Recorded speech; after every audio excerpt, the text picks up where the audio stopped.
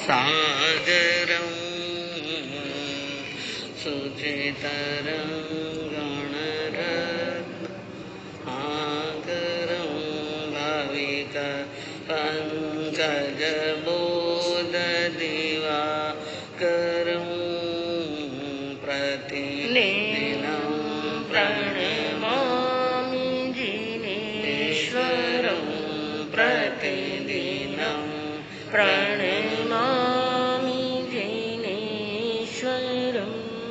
तारो सिरि जिन राज तारो तो तिर जाओ, श्री महावीर भगवान तारो तो तिर जाओ। लाख 84 भटकत आयो, लाख 84 भटकत आयो।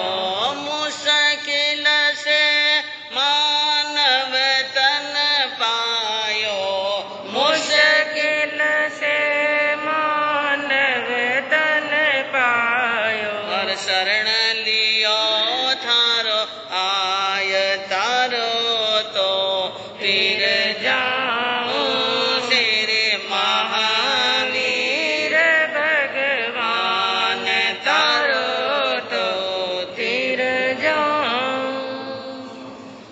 सर्वज्ञ सर्वदर्शी चरम तीर्थंकर अहिंसा के अवतार विश्व वंदनीय शासनपति श्रमण भगवान वर्धमान महावीर के पावन चरणों में कोटि कोटि वंदन।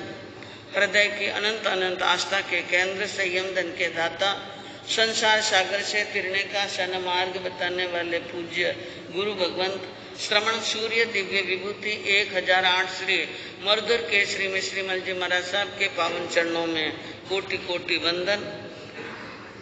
अहिंसा दिवाकर लोकमान्य संत शेरे राजस्थान वरिष्ठ प्रवर्तक पूज्य गुरुदेव श्री रूपचंद जी महाराज साहब के पावन चरणों में कोटि कोटि वंदन। मरुधरा भूषण संत शिरोमणि पूज्य प्रवर्तक गुरुदेव श्री सुकन मुनि जी महाराज साहब के पावन चरणों में कोटि कोटि वंदन। साधना की प्रतिमूर्ति सद्गुणों की उपासिका सरल मना शांत दांत गंभीरा गुरुवरिया माँ सती श्री सज्जन कंवर जी महाराज साहब के पावन चरणों में कोटि कोटि वंदन। धर्म प्रेमी बंधुओं, शीलवती माताएं, आज हमारे यहाँ पर एक साथ में दो प्रसंग जुड़े हुए हैं।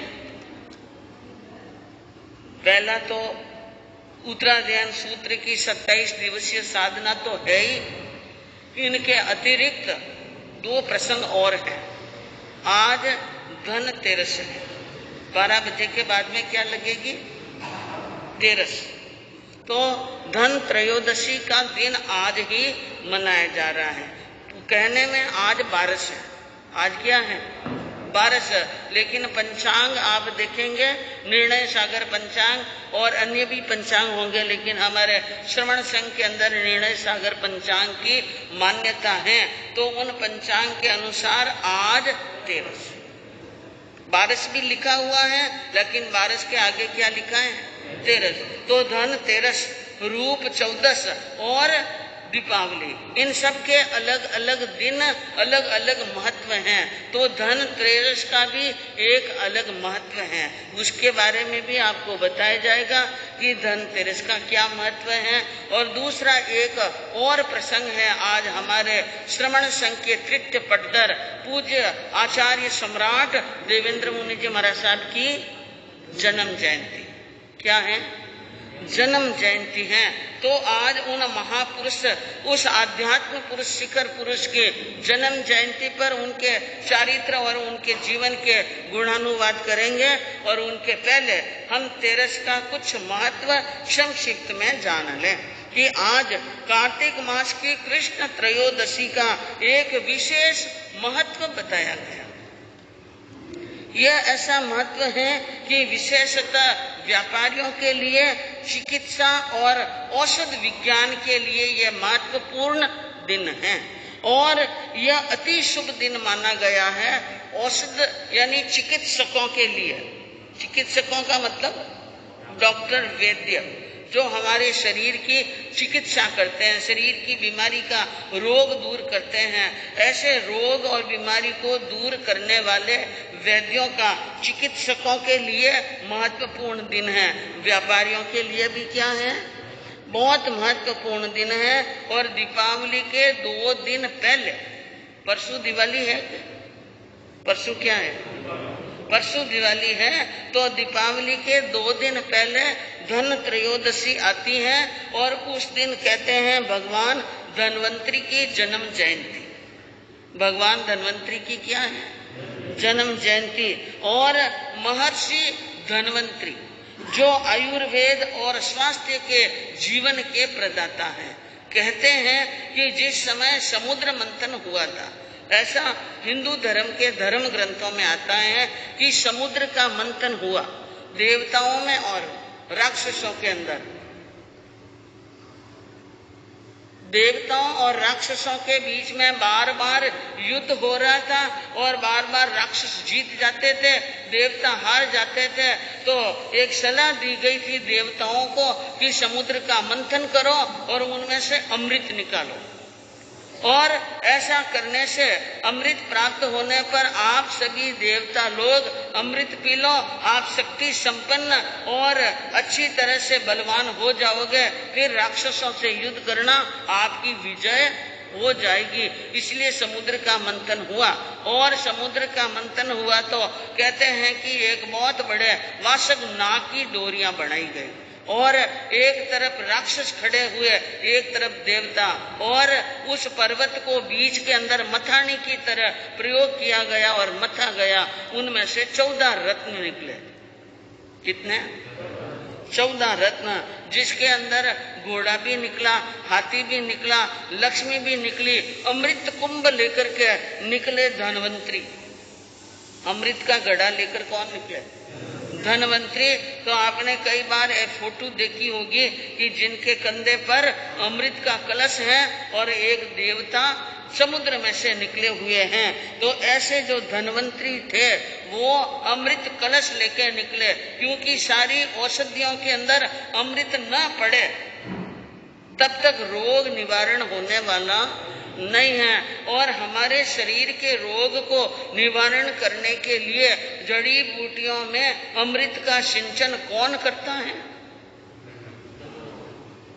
चंद्रमा।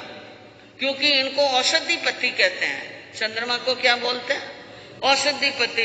जब चंद्र आकाश में आते हैं और जब आकाश के अंदर पूर्ण रूप से 16 कलाओं सहित आते हैं और जब उनकी चांदनी चंद्रिका छिटकती है तो उनके चंद्रिका के द्वारा यानी चांदनी के द्वारा अमृत उन औषधियों में पड़ता है और वे औषधियां यानी रोग निवारण बन जाती हैं। तो अमृत के बिना कोई औषधि बनने वाली नहीं है। तो जैसे यानी धन कहते हैं कि शरीर की सुख साता चाहिए।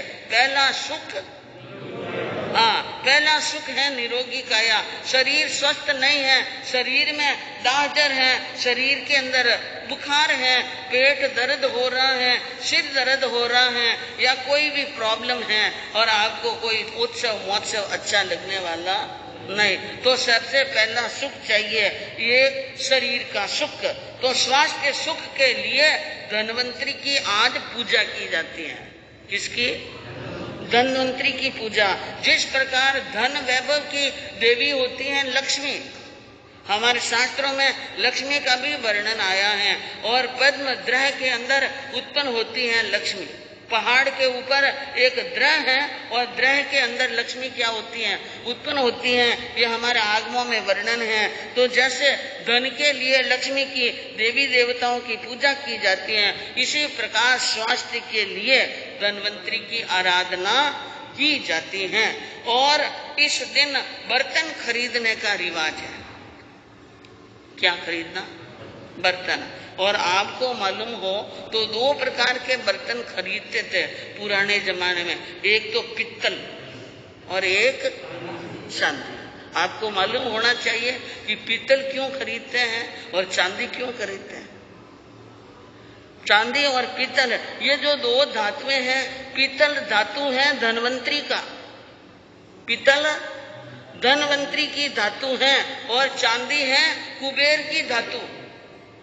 और धनवंतरी की धातु इसलिए खरीदते हैं कि घर में सबका स्वास्थ्य क्या हो, ठीक हो। तो पीतल खरीदने का मतलब घर में आरोग्य, सौभाग्य और स्वास्थ्य लाभ की प्राप्ति हो, इसलिए पीतल खरीदते। चाहे एक छोटी सी कटोरी भी खरीदो, लेकिन एक धारणा पड़ गई कि आज के दिन एक तो क्या खरीदना है, पीतल, और दूसरा खरीदना है चांदी का कोई बर्तन। चाहे छोटा सा स्पून ही खरीद ले या इतनी सी कटोरी भी खरीद ले, लेकिन आज के दिन चांदी का क्या खरीदना है, बर्तन। व्यापारी वर्ग बही खाता खरीदते हैं। आज के दिन क्या करते हैं, बही खाता।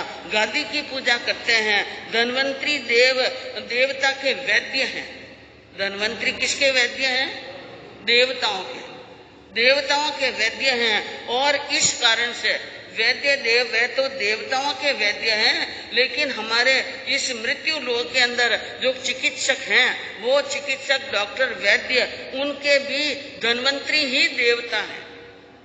पुराने जमाने में वैद्य लोग कोई भी इलाज करते हैं तो अपने घर के अंदर धनवंतरी की फोटो रखा करते थे, धनवंतरी को याद करते थे। अतः चिकित्सकों के लिए धनतेरस का महत्व है। जितने भी चिकित्सक हैं, जितने भी, अब यह परंपरा कितनी चल रही है, कितनी उड़ गई है, ये हमें तो मालूम नहीं है, लेकिन हमारे यानी शास्त्रों के अंदर, हमारे ज्ञान में, साहित्यों में ये बातें लिखी हुई हैं। धनतेरस के दिन चांदी खरीदने की परंपरा है। घर में चांदी खरीदने की परंपरा है। और चांदी चंद्रमा का भी प्रतीक है, और चंद्रमा शीतलता प्रदान करता है, और जिससे शीतलता मन में शीतलता हो, मन में शांति हो, घर में शांति हो, इसके लिए क्या खरीदते हैं, चांदी खरीदते हैं। और संतोष रूपी धन सबसे पहले चाहिए, स्वास्थ्य रूपी धन और संतोष रूपी। अगर स्वास्थ्य धन नहीं है, संतोष का धन नहीं है, न लक्ष्मी आ जाए तो भी कोई मतलब नहीं है। इसलिए धनतेरस मनाते हैं कि स्वास्थ्य ठीक रहना, न घर में क्या रहनी, सुख और शांति रहनी। तो इसलिए आज चांदी खरीदते हैं, जो चांदी कुबेर की धातु है। और कुबेर कौन है, इंद्र का खजांची। किसका, उनकी धातु खरीदेंगे तो शायद आपके मन में ये भी विचार आ सकता है, अगर कुबेर का खजांची राजी हो गया तो हमारा खजाना तो भर ही देगा। इसलिए एक धारणा रहती है। और इस दिन चांदी के खरीदने पर घर के अंदर उस घर के मालिक की यश कीर्ति और परिवार की यश कीर्ति बढ़ती है, ऐश्वर्य बढ़ता है और संपत्ति में वृद्धि होती है। ये भी एक मान्यता है। और ये भी एक मान्यता है, धनतेरस के दिन कोई भी चीज खरीदेंगे तो 13 गुना बढ़ेगी। कितने? इसलिए धनतेरस के दिन चीज खरीदते हैं। और धार्मिक और पौराणिक, ये धार्मिक परंपराएं हैं और पौराणिक परंपराएं हैं। ये धार्मिक और पौराणिक परंपरा के अनुसार बात कही है। और प्रतीक रूप में कहते हैं कि यह धनतेरस के दिन बर्तन खरीदने की परंपरा और प्रचलन बहुत पुराना चला आ रहा था। पौराणिक परंपरा और मान्यता ये भी है कि धन, धान्य, चल और अचल संपत्ति आज कुछ भी खरीदते हैं तो 13 गुना बढ़ता है। ये मान्यता है। चाहे चल संपत्ति हो, चाहे अचल संपत्ति हो, चाहे धन हो, चाहे धान्य हो। तो हमारे राजस्थान मारवाड़ के अंदर किसान आज क्या करते हैं, खेतों में डालने के लिए बीज खरीदते हैं। खेतों में डालने के लिए क्या खरीदते हैं, बीज खरीदते हैं। उनके मन में ये धारणा है कि आज बीज खरीदेंगे और धरती में डालेंगे तो 13 गुना होकर के क्या होगा, प्राप्त होगा। इस भाव से आज बीज भी खरीदते हैं। जिनकी जो इच्छा है वो खरीद लेते हैं। तो ये तो बात हुई धनतेरस के महत्व की संक्षिप्त के अंदर। और अब हम बात करेंगे हमारे श्रवण संघ के तृतीय भट्टर आचार्य सम्राट पूज्य श्री देवेंद्र मुनि जी महाराज साहब की आज जन्म जयंती है। ये जन्म जयंती आई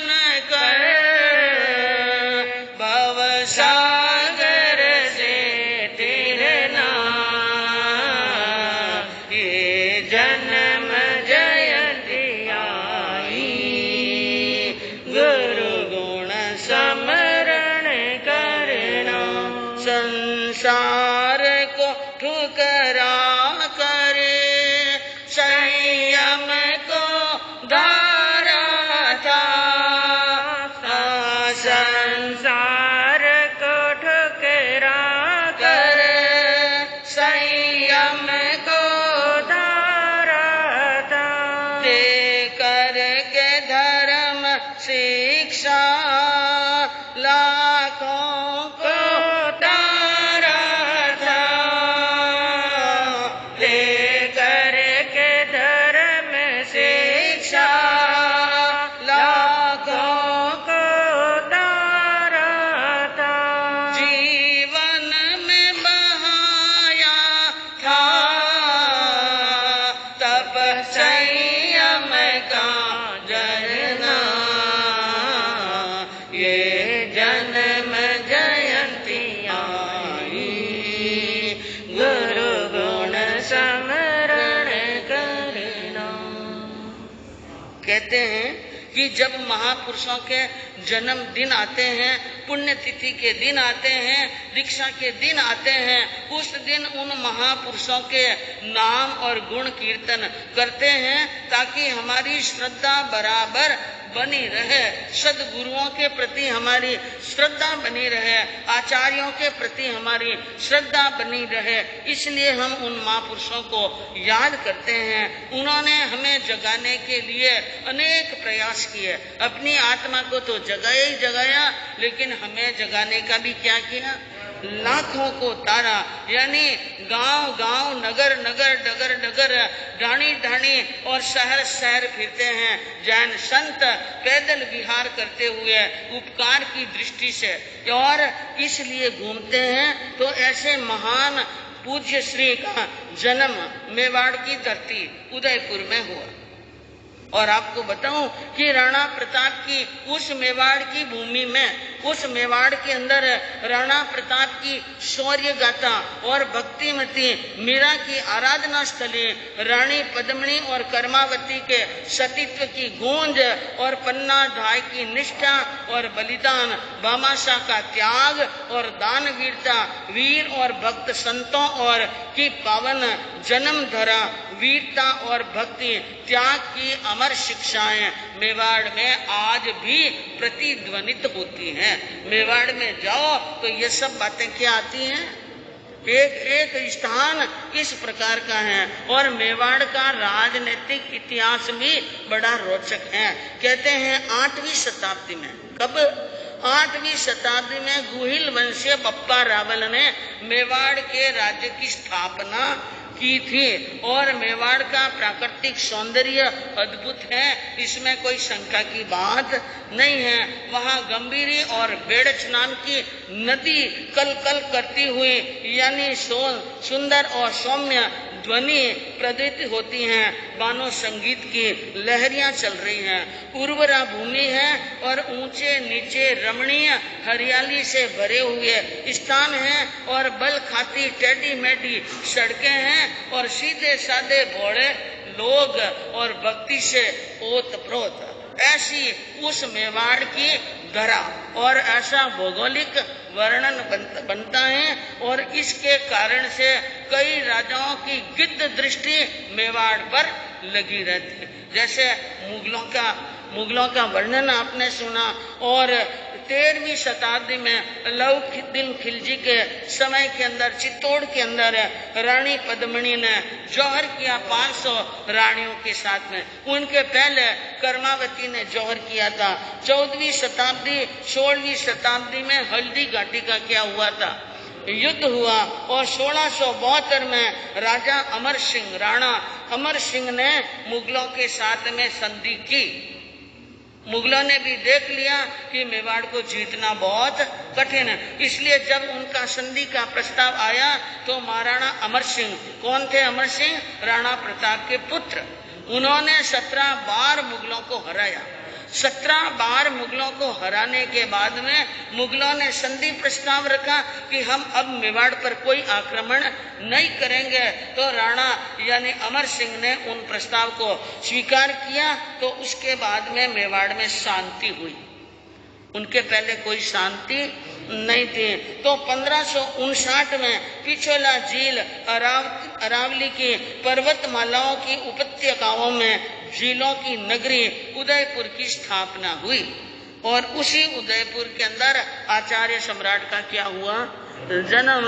विक्रम संवत 1988 विक्रम संवत 1981 और कार्तिक कृष्णा तेरस धन त्रयोदशी के दिन शनिवार और 8 नवंबर 1931 सन के अनुसार 8 नवंबर 1931 पिता का नाम था जीवनमल जी बरड़िया और माता श्री का नाम था तीजाबाई, जो बड़ी धर्मपरायणा थी। जीवन सिंह जी के 2 पत्नियां थी। पहली पत्नी थी उदयपुर के वासी अर्जुन लाल जी बंसाली की पुत्री प्रेम कंवर, जिसने 2 पुत्रियों को जन्म दिया था, सुंदरी और सुशीला। सुशीला छोटी पुत्री थी और सुशीला का देहावसान जल्दी हो गया। माँ अपनी बेटी का सदमा बर्दाश्त नहीं कर सकी, इसलिए वो भी चल बसी। प्रेम कुंवर तो दूसरी शादी हुई थी गोगुंदा के सेठ हीरा लाल जी की पुत्री तीजाबाई के साथ में, और तीजाबाई ने विक्रम संवत 1988 कृष्ण पक्ष कार्तिक धनतेरस के दिन एक पुत्र को जन्म दिया, जिसका नाम रखा गया धन्ना लाल। धनतेरस को जन्म हुआ, इसलिए नाम क्या रख दिया? धन्ना लाल। लेकिन आप देखिए, कहते हैं आपने कितने आचार्यों के, कितने महापुरुषों के वर्णन सुने, जिसके अंदर ज्यादातर आपने ये सुना होगा कि बचपन में ही माता पिता का क्या हो गया, वियोग। यही बात देखिए विधि की विडंबना कि 28 नवंबर 1931 में पिता का देहावसान हो गया। 28 नवंबर में, यानी 8 नवंबर को तो जन्म हुआ बालक का और 28 नवंबर को पिता का क्या हुआ, देहावसान। 21 दिन का बालक था, बिल्कुल छोटा। उस समय उनका यानी पिता का साया उठ गया, और इस प्रकार पिता को और माता को जाता हुआ देखकर सुंदरी को वैराग आ गया। जो पहली वाली पत्नी की बेटी थी सुंदरी, उनको क्या आ गया, वैराग्य। अब दीक्षा लेने के लिए तैयार हुए तो ये संसारियों का जाल है ना, दीक्षा ले तो घरे बुंडा लागा कि घर में दीक्षा ले ली। कई बार ये होता, हाँ, दीक्षा नहीं लेने देते हैं। दीक्षा लेने के लिए तैयार होते हैं तो माता पिता कई प्रकार के विघ्न खड़े कर लेते हैं। न आडोसी पाडोसी भी भिड़काने वाले मिल जाते हैं कि टाबर ने ध्यान में रख, भाई हटक ने ध्यान रख, ये घना साधु संता ने फिर रहा है, इन वास्ते काबू कर लीजिए। अरे घना फिरिया, घनी समाया कर ली, घनी दया ने संबर कर लिया तो छोरी हाथों गई। हाँ, इन वास्ते थानक में नहीं आने, बुरकी डाल दे। तो माता पिता तो नहीं थे, लेकिन बड़े पिताजी ने बहुत विरोध किया। लेकिन उनकी जो माँ, जो तीजाबाई थी, तीजाबाई के मन में भी वैराग्य के भाव अंकुरित हो चुके थे, इसलिए उन्होंने माँ तीजाबाई ने उनका सहयोग किया, और सहयोग करने होने के कारण विक्रम संवत 1994 माघ शुक्ला तेरस 12 जनवरी 1938 में उन्होंने दीक्षा अंगीकार कर ली। बेटी ने दीक्षा अंगीकार कर ली, और उसके बाद में माँ ने भी दीक्षा अंगीकार कर ली थी 1997 में। कब? 1997 में। और आषाढ़ शुद्ध तीज तो कहते हैं कि प्रभावती जी नाम रखा गया था माता जी का, और पुष्पवती जी नाम रखा गया था बहन का।